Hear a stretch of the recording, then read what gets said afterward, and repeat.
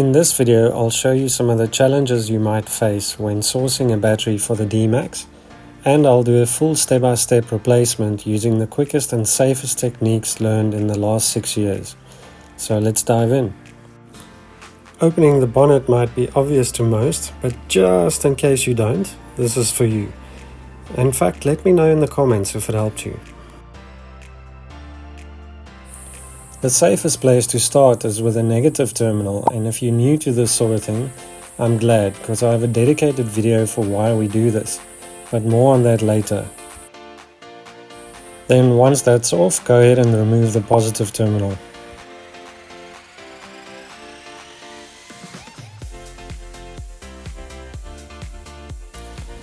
Now for the retaining bracket, we need to remove 3 bolts. It might be worth mentioning that the bracket on this Dmax sort of follows the step profile of the battery, so the new battery would need to match this profile.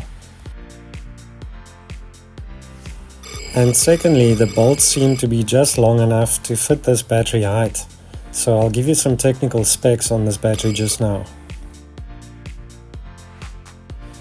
So with the bracket loose, leave the gym tonight and just do a couple of these battery lifts instead.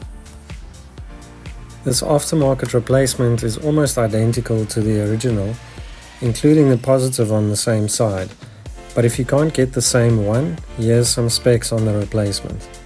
Around 700 cranking amps does the job quite effectively, with a max length to fit the tray and max height of the casing to fit the retaining bracket.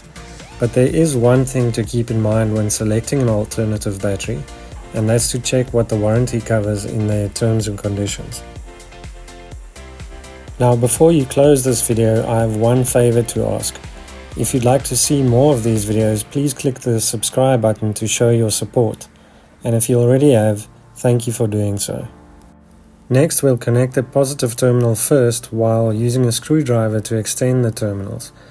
As mentioned earlier in the video, just like we use a certain order for disconnecting the terminals, there's a sequence for reconnecting as well.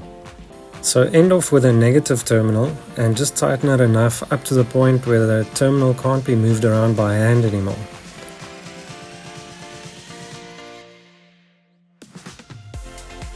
But now that you've spent all this money on a new battery, you'll want to make it last as long as possible.